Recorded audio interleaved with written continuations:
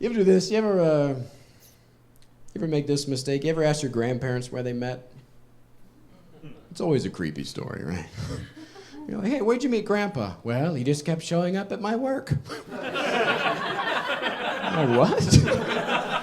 I just kept telling him no, and he just kept showing up. You're like, Grandma, you shouldn't have married him. That's a red flag, Grandma. Your grandpa fought for that flag, not that flag. It's a red flag. My grandmother was incredible, man. She was one of the most strongest, funny, stubborn, independent women I ever met in my whole life. This is how strong and stubborn my grandmother was. She was on hospice for 2 weeks, and then she got out of hospice. How the fuck does that happen? She was in hospice for 2 weeks. The nurse came to us and he goes, we think your grandmother can go home now. And we were like, oh, yes. She can finally go home. And he's like, oh, no. Like her house. Like she go to her house. And we were like, oh, well, that's not what we're paying you for. Is there an option to put her down now? Does her Medicaid cover that, or that's an out-of-pocket thing? Let's get darker.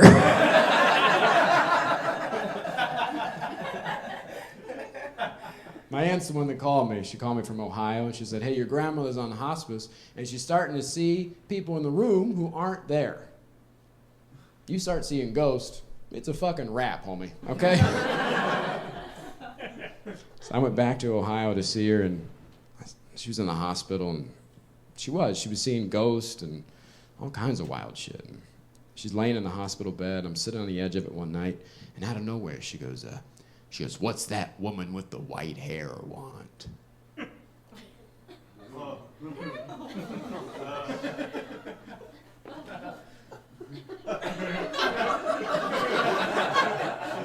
And there's nobody in the fucking room. But you can't freak out. You got to be cool for grandma, right? So I was like, well, what is she saying to you?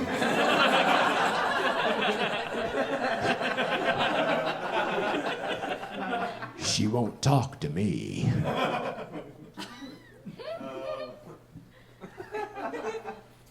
When she starts talking to you, I need to know immediately. She won't talk to me either, Grandma. A few moments go by and she goes, there's a face by your face.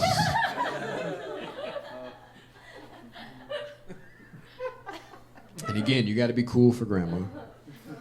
So I go, where is it? And she lifted her old ass hand up. She goes, right here.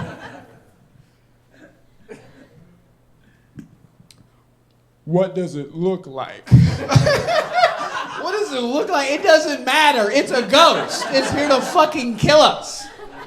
What does it look like? What does it look like? And she goes, it's just a skeleton.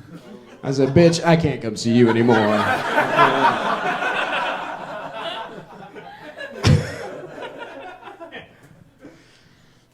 She went home, started doing grandma shit.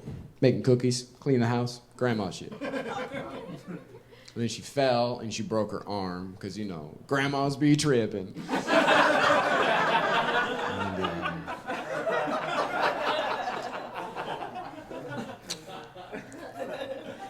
And she came home a few days after that, and she fell again, and she broke her other arm. Now, I need you to know that she was taken care of, okay? She had the Life Alert necklace, the bracelet, the matching earrings. She had the whole set. We just, like, drive out to a field like, all right, Grandma, take care. Like, she had everything she needed. There was a phone in every room. She was just too stubborn to use any of it. So she fell, she broke this arm. And then she fell again, she broke this arm. And then she just laid there. And my aunt found her a day later. And so I'm talking to my grandma. I go, what were you thinking? She goes, well, I thought I was either going to lay there and die or I was going to get up. Those aren't the fucking options! I go, wait, the necklace, the bracelet, a smoke signal, you didn't tell anybody? She goes, nah, I did try something. I go, what did you do? She goes, I wiggled on my back to the kitchen. I go, we're gonna make a sandwich for you, Colson? She goes, no, I thought if I could make it to the kitchen, I could pull myself up. I go, you got no fucking arms! So she had to go to a nursing home after that. And again, my aunt calls me from Ohio. And she goes, hey, they're having a fire drill today at the nursing home. And I was like, well, I don't want to sound like a dick or anything, but why?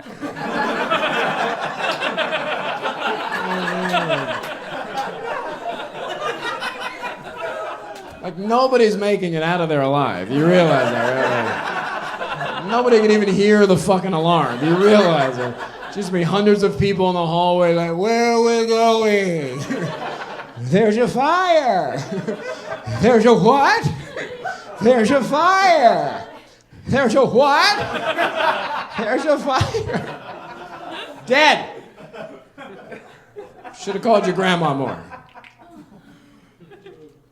Let's get darker. We lost Grandma this year. And I didn't get to go home for the funeral because of COVID and they're keeping us safe and all this stuff. But I did write something for her. And because we were very close, my grandmother and I. She was 95 when she passed, 95 years old. And I always joke around that she's more like a father to me, you know. My dad really wasn't around. He was on everything but the right path. You know, my dad was so good at being a father, he had 2 families. You know what I'm saying? Same time, overachiever. And my grandma was always the one that mowed the yard and spanked me, so I was like, Dad? You know? So I did write something for her, and I'm going to share that with you guys, if that's okay. 95 years old, we're very close. It's for her. Finally.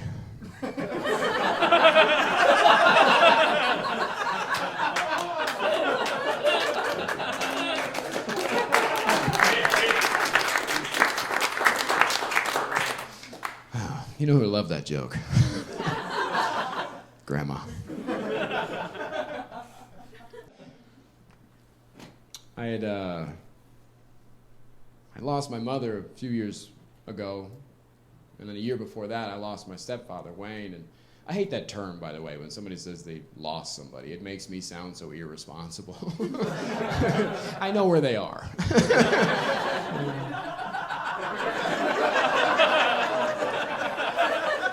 I never know what to say when somebody's like, we lost Grandpa. You're like, do you remember the last place you had him? What jeans were you wearing that night? Or even worse, when somebody was taken from him. You ever get that? Like, Grandpa was taken from us. You're like, oh shit, your grandpa was kidnapped?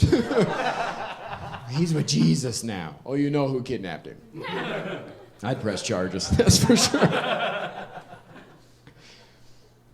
I lost my parents back to back and about a year apart. And then shortly after that, I was going through a breakup with somebody I was with for 8 years. We were engaged. I thought this was going to be somebody I was going to spend the rest of my life with. And then suddenly I was without my parents, without my partner, and just living by myself in a studio apartment here in Hollywood, you know, following my dreams.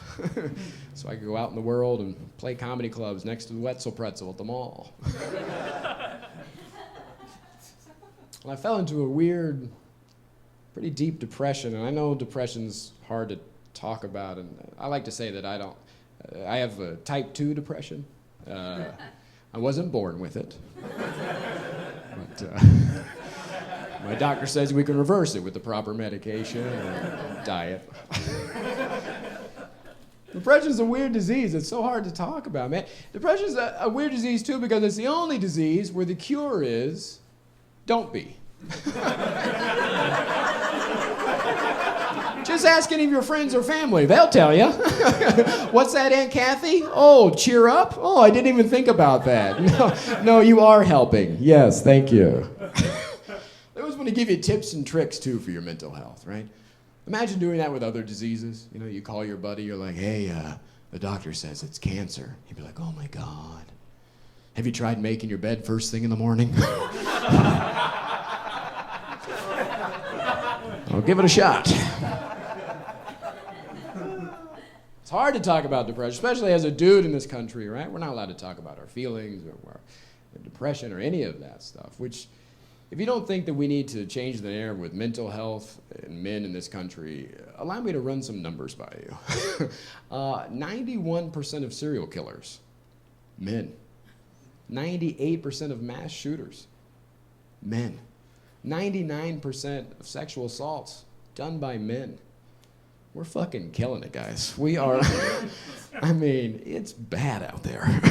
We need to change that narrative. It's a fucked up thing. It's a stigma here. And I grew up as a dude in the 90s in the Midwest. Nobody I knew went to therapy. You know, you tell somebody you're sad in Ohio, they're like, we're all sad. You're like, okay. I'm gonna go back to work then. I'm gonna go back to work.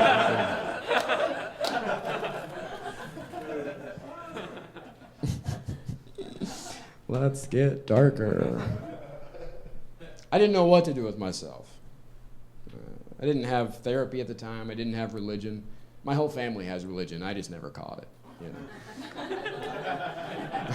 Been wearing my mask at church.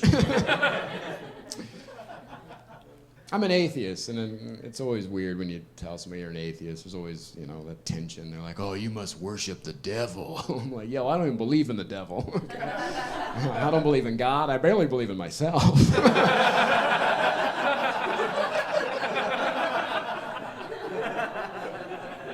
Telling somebody you're an atheist is a lot like telling somebody you're a vegan. There's just a lot of follow-up questions. You know, they're like, really? No God.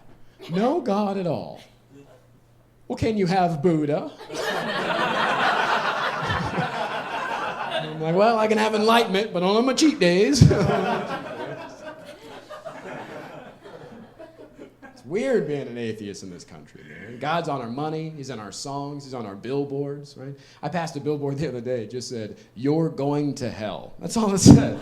I was like, well, that's my exit.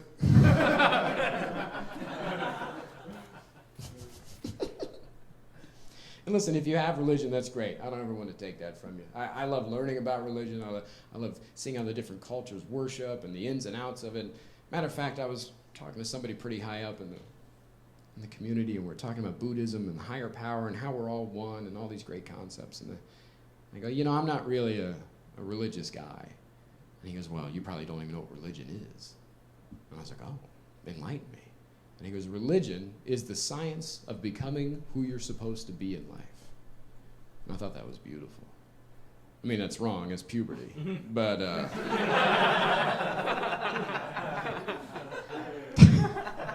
it's a beautiful thought. My aunt's a hardcore Christian woman from the Midwest. Refuses to believe I'm an atheist. Refuses to believe it. I told her to have faith.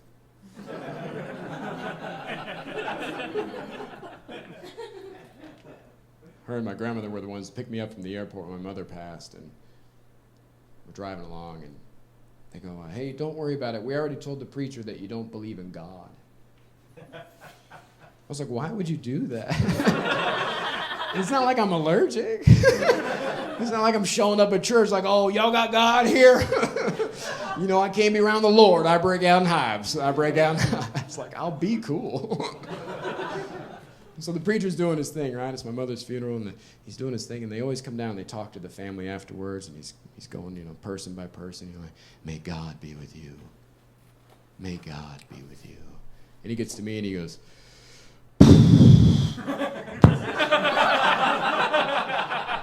may peace be with you, I guess. He pretty much just gave me, hey, thanks for coming out. Tip the waitstaff. Let's get darker.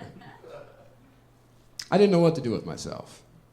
I didn't have therapy. I didn't have religion. And I remember I was driving from a gig from Phoenix to Los Angeles with my buddy Ken, and it's a 6-hour drive. And you talk about everything on those drives. Life, death, politics, everything in between. You run out of shit. You start talking about boring things. You know, you're like, really? Beige? That's your favorite color? Well, I never knew. We've been friends this whole time.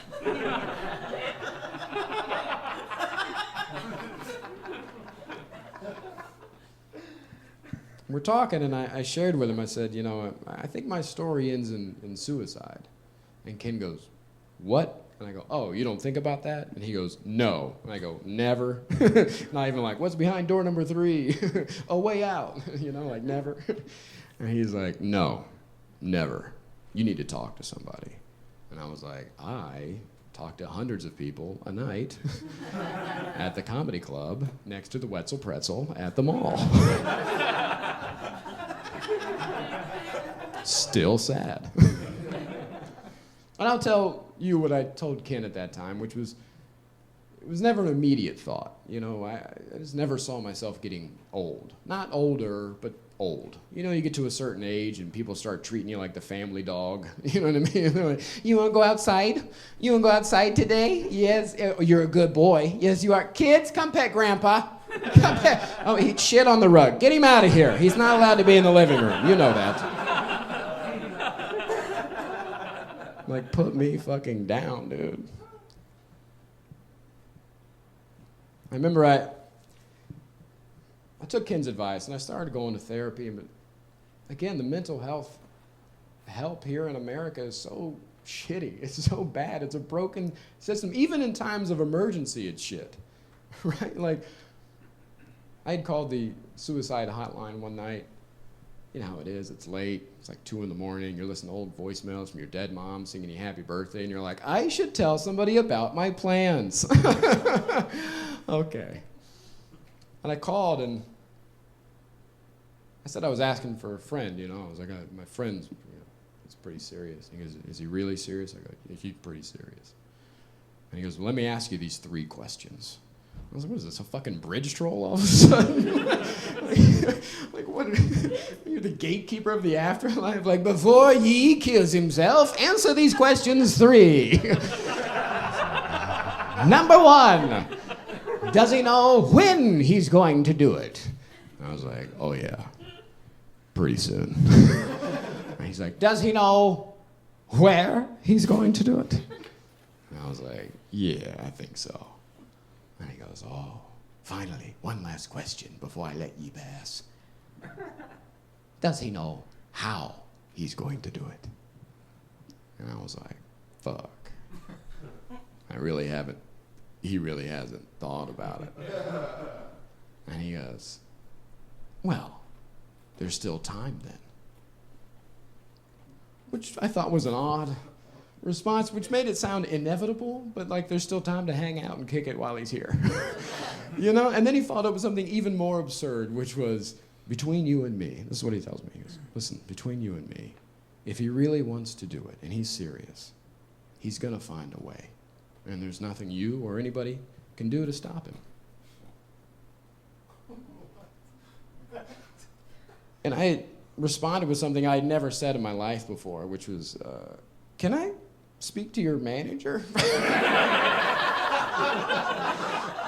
Like, is this the dude that's working the phones normally? Like, what the... And then I thought, well, maybe that's the gimmick. Maybe that's how they do things at the suicide hotline. They just say something so absurd that it rattles your fucking brain. You're like, well, I can't kill myself now. I have to write a Yelp review about my experience.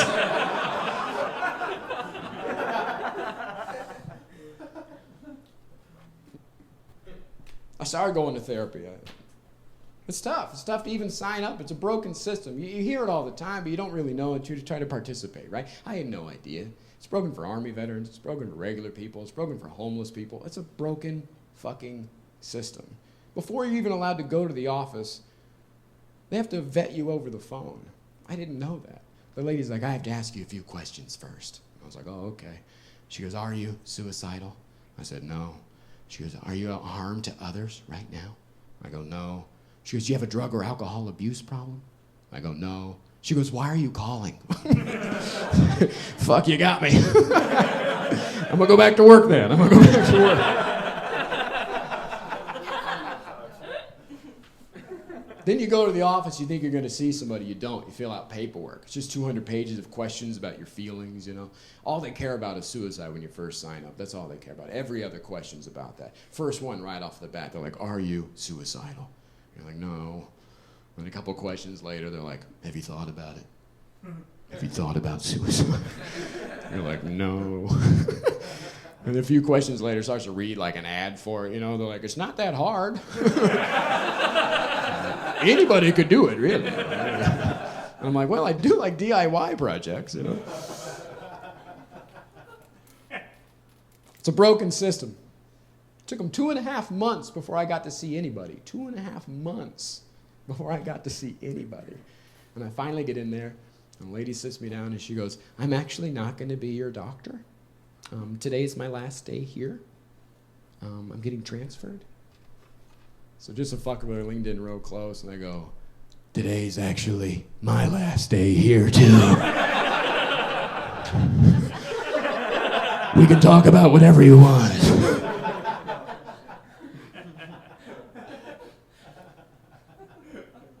I didn't know what to do with myself. I was just waiting. I was waiting for something to happen with Grandma because I couldn't do that to her. Right? I couldn't do anything when Grandma was around because her story is unbelievable. She was 95 years old. This is how old my grandmother was. Her first accident was a DUI with a horse and buggy. What the fuck? A few years after that, her and her entire family are hit by a train. They all survive, okay? Her mother and father are both blind and in wheelchairs. She's one of 13 other children. She pretty much raised the whole family. The last 25 years of her life, it's just been her and her brother surviving out of the 13 kids. The last 30 years of her life, just her by herself. Her husband had passed on. She had 3 children of her own. 2 of them had passed on in her lifetime, one of them being my mother. Her first relationship, she was married to a guy who was both physically and mentally abusive. He drove her out in a field one day with a gun in his lap, and he said, as soon as I find the right spot, you're dead. My grandmother jumped out of a moving vehicle, rolled to safety, and ran through a cornfield to save her own life. So who the fuck am I to add to that tragedy, to add to that? I couldn't do that. So I found myself waiting, and I'm going to share something with you guys, and maybe you're waiting, and I don't know your situation, but this helps me, and maybe to help you. This old fable about this farmer. His horse comes onto his property one day, and the neighbor sees it, and he comes over, and he goes, oh my God, you're so lucky. That horse just showed up out of nowhere. You're so lucky. And the farmer says, well, let's wait and see. You know? And a few years after that, the farmer's son, he's on the horse, he falls off, he breaks his leg, and that same neighbor comes over, and he goes, oh my God, I heard what happened. You're so unlucky. I can't believe it. And that farmer says, well, let's wait and see. A few years after that, a war breaks out. The draft happens. They can't take the farmer's son because of the leg, and that same neighbor comes over and he goes, oh my God, I heard what happened. You're so lucky.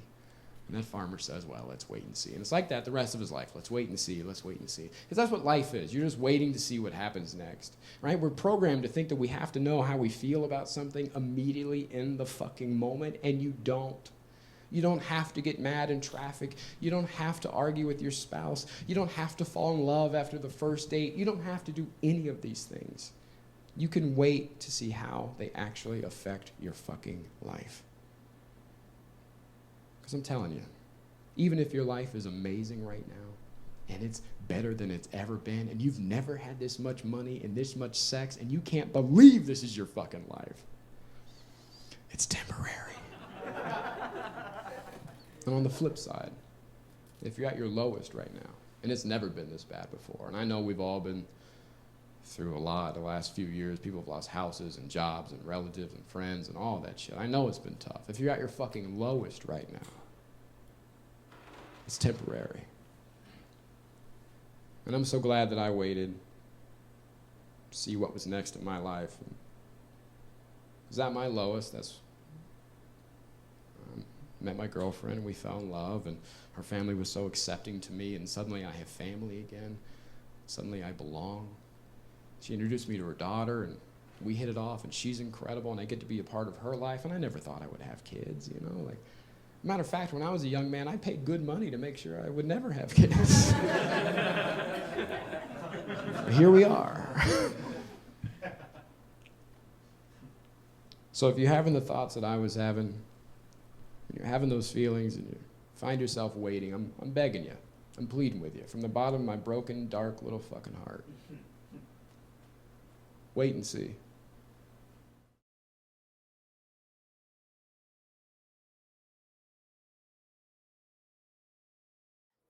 So what do you think happens? What do you think happens after you're done here? After you're done here? Well, if you're bad, you go to heck. And if you're good and do people right, you go to heaven. And heaven's a beautiful place. Beautiful place. And you feel nothing. You're free. You know? You're free. You don't hurt. You don't care. It's just like when I had a spell and went to the hospital, I asked this little girl, she was a nurse, and I said, "Is this it?" And she said, "Yes."